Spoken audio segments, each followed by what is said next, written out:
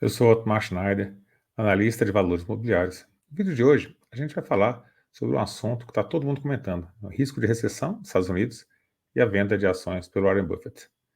E se você gosta desse tipo de conteúdo e gostaria de aprender a investir melhor, aqui embaixo você vai encontrar link dos meus relatórios de fundos imobiliários, relatório de FIP, de FINFRA, também para a nossa comunidade do YouTube. Vamos lá para o nosso vídeo. Preparei uma apresentação rápida, sobre o assunto. E a principal notícia, é essa: mercados globais afundam com risco de recessão nos Estados Unidos. Então, diversas bolsas de valores ao redor do mundo aí caindo forte, né? Então, na Ásia, as bolsas do Japão e da Coreia do Sul despencaram, seguindo a tensão de sexta-feira passada em Nova York. Então, as notícias aí são de realmente queda, né? E o Warren Buffett, ele antes de vir essas quedas, ele conseguiu vender algumas participações. Então, duas que a gente ficou sabendo aqui. Ele vendeu a metade da participação na Apple, uma participação grande que ele tem, de muitos bilhões de dólares, e também vendeu participação no Bank of America, né? Então, a gente colocou gráficos aqui. O Bank of America, ele caiu aí 9,76%, quase 10% aí nos últimos 5 dias, e a Apple caiu um pouco mais de 7% aí no último mês, né? Então, ele conseguiu fazer o timing do mercado, né, vender, né, antes dessas quedas aí. E aí a gente fala um pouquinho sobre o índice VIX, né? O que é o índice VIX? Ele o apelido desse índice lá nos Estados Unidos é o índice do medo, né? Mas ele é o Volatility Index, né? O índice de volatilidade, né? Traduzindo aqui para o nosso idioma. Ele pega o preço das opções do S&P 500, né? Que é a bolsa dos Estados Unidos, para 30 dias, né? E as pessoas buscando aumento por proteção, esse índice ele sobe. Então, por isso que chama índice do medo. As pessoas ficam com medo de perder dinheiro na bolsa, que as ações caírem, elas correm, compram opções, e o preço das opções sobe, né? E isso faz com que o VIX, né, ele suba também.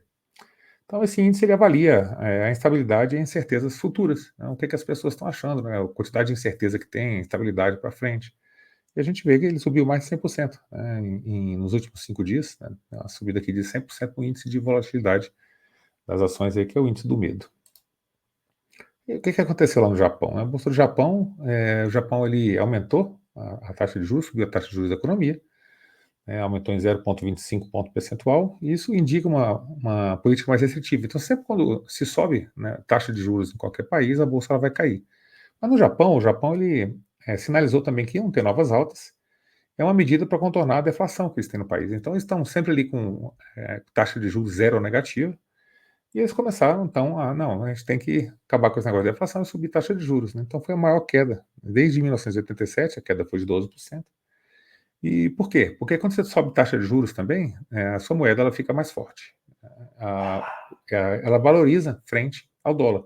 E se ela se valoriza frente ao dólar, o mercado japonês ele é muito dependente de empresas que exportam, né? Por exemplo, é, a Toyota, né? A Toyota é uma marca de carros aí, japonesa.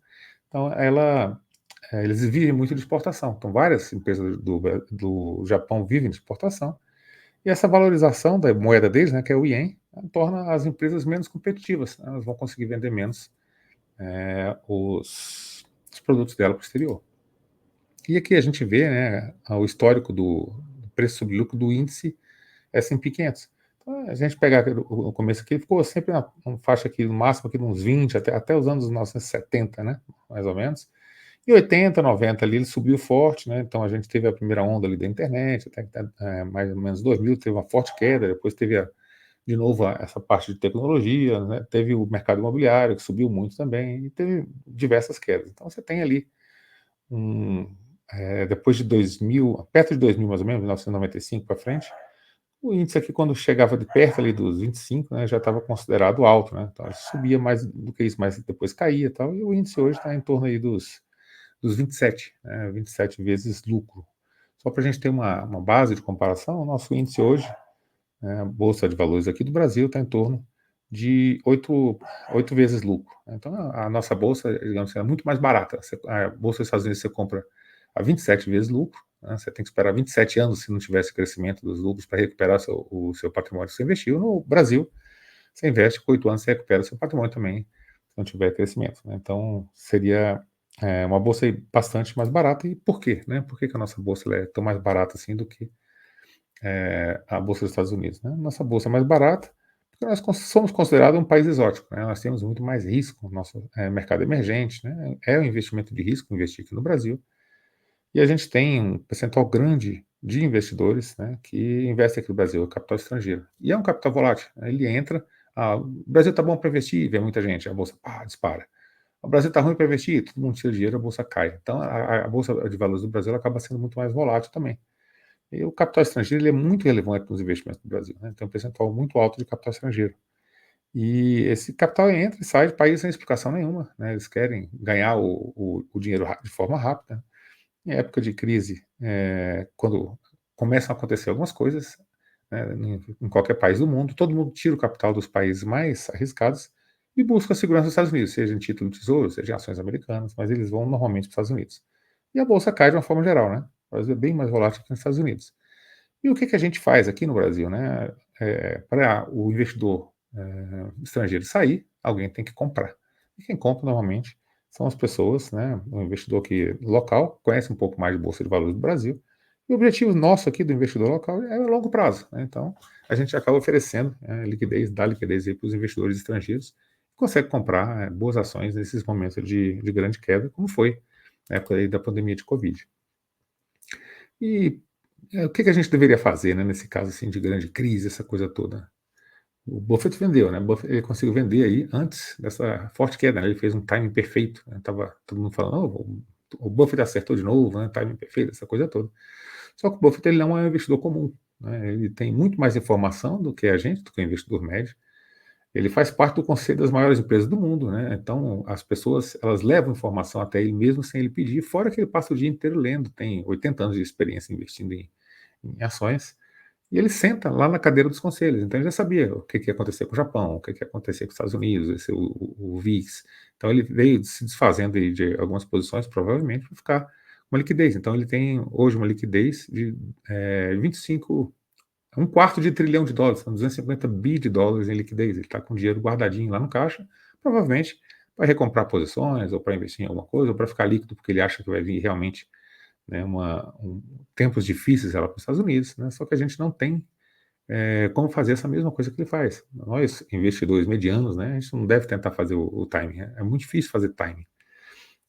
Investidores profissionais, eles perdem fazendo timing. Então, você pega diversos gestores de fundos, em torno de 80% desses gestores, né, que fazem gestão ativa, eles perdem para o índice que é passivo. Então, se for comparar os investidores, ali, os gestores de fundos de ações, 80% perde para o Ibov, né? Então, só 20% consegue bater o índice passivo, e é um pessoal que tem muita informação, que tem economista trabalhando, essa coisa toda. Então, se eles não conseguem fazer o melhor time, né, imagina quem não tem todo esse tipo de informação. O que a gente deve fazer como investidor pessoa física? Aproveite o momento de crise para aumentar posições nesses investimentos, né? Não venda seus ativos a qualquer preço. Normalmente, quando o investidor mais leigo ele entra em bolsa de valores e vê uma grande queda, ele acaba ficando emocionado demais e acaba vendendo, né? E aí ele vende no pior momento, que é o momento de baixa. Isso porque ele comprou no pior momento também, que foi quando todo mundo estava falando que a bolsa de valores era muito bom, que ia subir muito, aquela coisa toda ia se recuperar da pandemia em forma de V, e todo mundo comprou na alta. Aí, a primeira crise o pessoal quer vender, né? Então, conselho aqui para vocês, né? Nós não somos o Warren Buffett, a gente não consegue fazer o melhor timing de mercado. Bolsa caiu, aproveite para comprar mais, tá bom? Então esse é o nosso vídeo de hoje, espero que vocês tenham gostado do vídeo. Se gostou do vídeo, deixe seu like, se inscreve no canal, deixa um comentário aqui embaixo. Gostaria de ver mais conteúdos sobre mercado, sobre ações. O pessoal, eu fiz uma enquete, uma pesquisa, o pessoal acabou respondendo. Gostaria também de falar um pouquinho sobre ações, sobre empresas, e aí, dependendo, a gente pode produzir também conteúdo nesse sentido. Então, muito obrigado por ter assistido nosso vídeo de hoje. Até o nosso próximo vídeo.